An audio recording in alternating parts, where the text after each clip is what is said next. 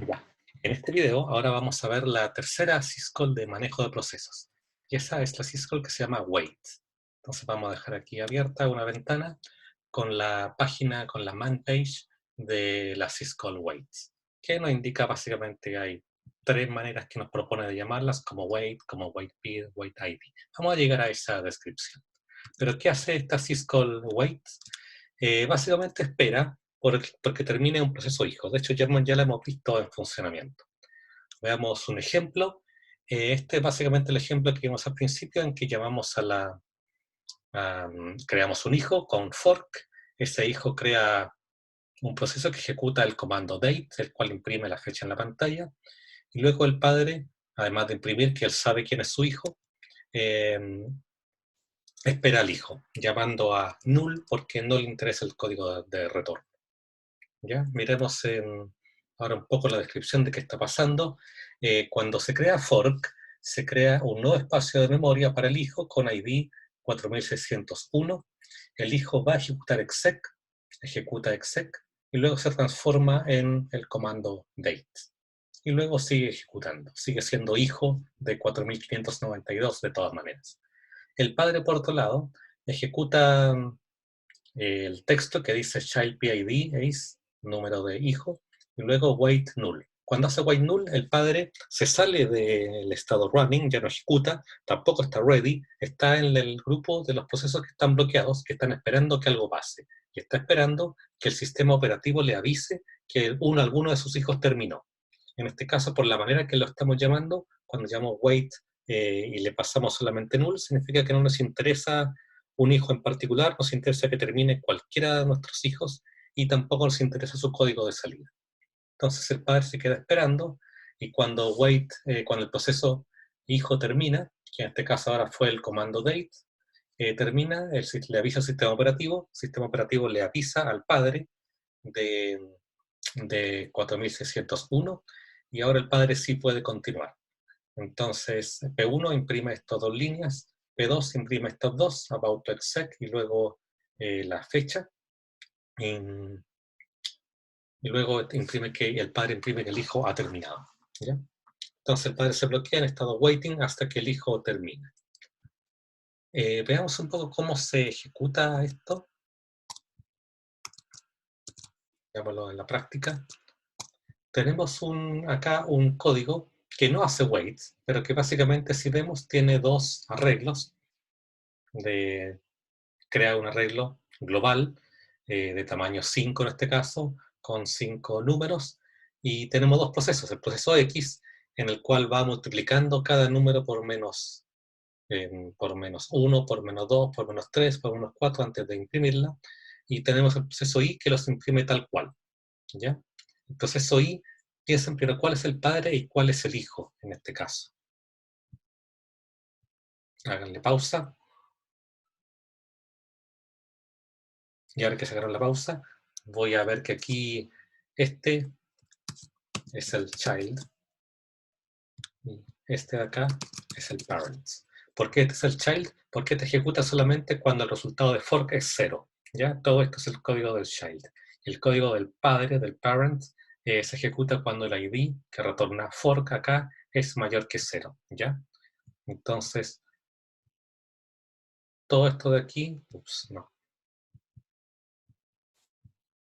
todo esto de aquí lo ejecuta el padre y todo esto de aquí lo ejecuta el hijo. ¿Ya? Entonces vamos a ir al código que hace eso.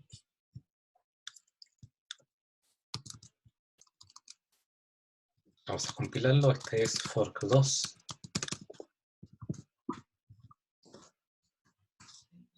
Y vemos que, claro, el proceso I, no lo si lo compilé, el proceso I en el caso imprimir todos sus números tal cual, 0, 1, 2, 3, 4, y el proceso X los imprime en negativo y multiplicados por sí mismo, por lo tanto imprime los cuadrados negativos. Ejecutémoslo de nuevo, varias veces.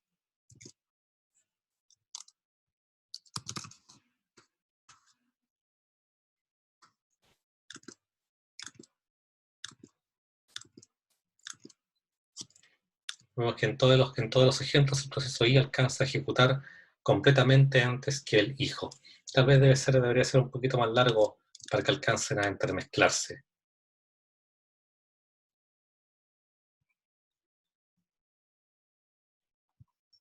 Podríamos repetir este código varias veces.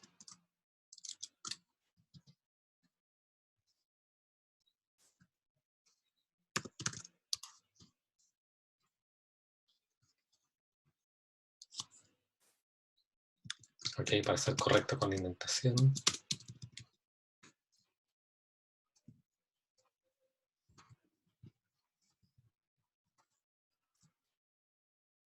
Ya estamos repitiendo 10 veces ese código.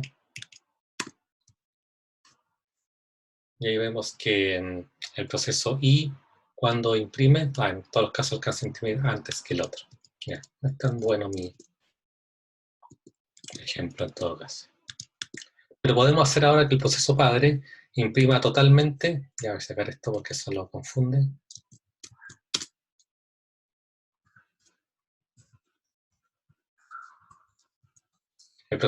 Podemos hacer que el proceso padre espere porque el proceso hijo ejecute primero. Entonces, el proceso padre, vamos a cancelar esto y lo limpiamos, lo compilamos y ahora el proceso padre ejecuta todo su código después, porque va a dejar que el hijo ejecute primero. A diferencia un poco de lo que pasaba recién, ¿verdad? Si sacamos esto y lo volvemos a compilar,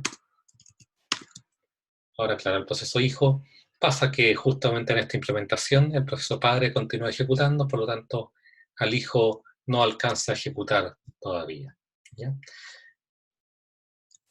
Vamos a ver otro ejemplo, un poquito más elaborado, del caso se llama fork 6.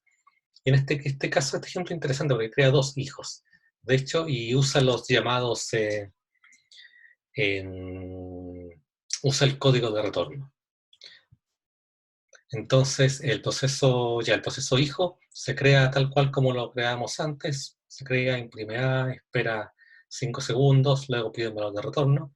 Pero aquí el padre que continúa crea un segundo hijo, ¿ya? Es uno que va a transformarse en el comando date. Por lo tanto, va a terminar muy rápidamente. Luego, antes de continuar ejecutando, el padre, una vez que ese hijo ha terminado, el padre sigue y espera por alguno de sus hijos. En este caso va a esperar y va a recibir, wait entrega como valor de retorno el ID del hijo que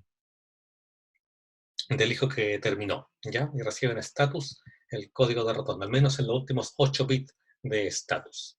¿Ya? Entonces vamos a ejecutar esto.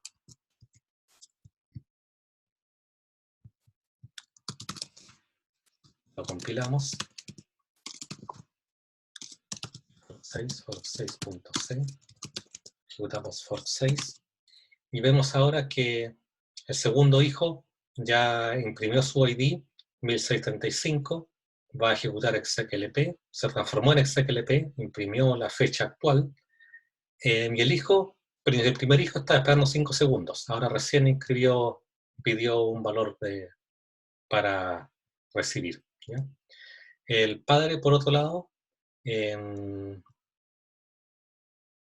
sabe que tiene un hijo, que el primer hijo es el child PID, ese child PID es 16.434, el segundo hijo es 16.435.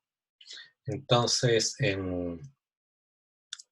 vamos a hacer un número, y ahora el padre que vuelve a llamar a wait, hace una segunda llamada a wait, y recibe aquí el código del hijo que el otro hijo que había terminado.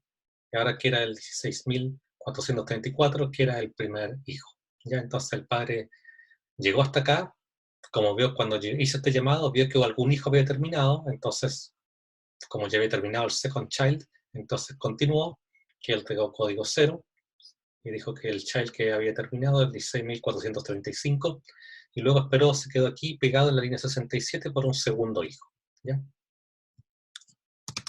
Vamos a modificar un poco el ejemplo, y ahora vamos a hacer que el segundo hijo espere para que sea, que espere aquí 15 segundos para que sea el primero en 10 segundos, para que sea el segundo en terminar.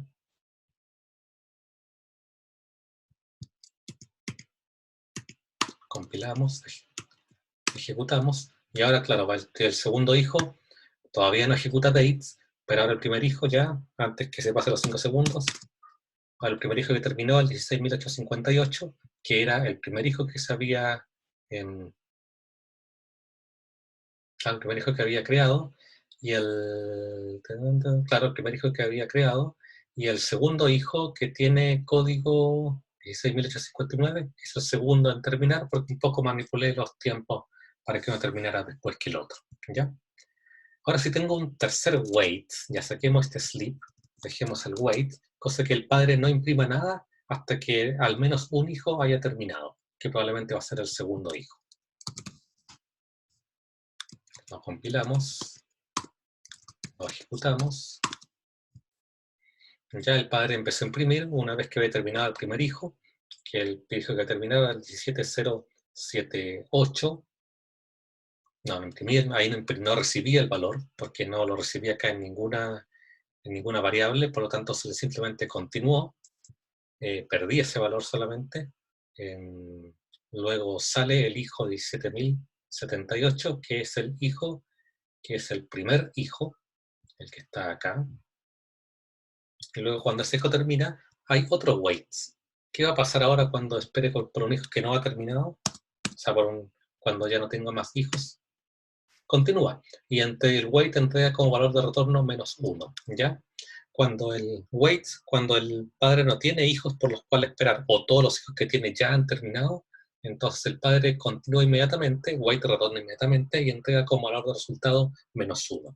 Si queremos ver un poco por qué hace eso, vamos a hacer man wait, y ahí nos va a explicar, ahí están todas las maneras de llamarlo, básicamente dice que wait es una manera genérica, es un llamado estándar para wait PID con -1, una dirección de memoria y 0. ¿Qué significa eso? Wait PID -1, dirección de memoria 0.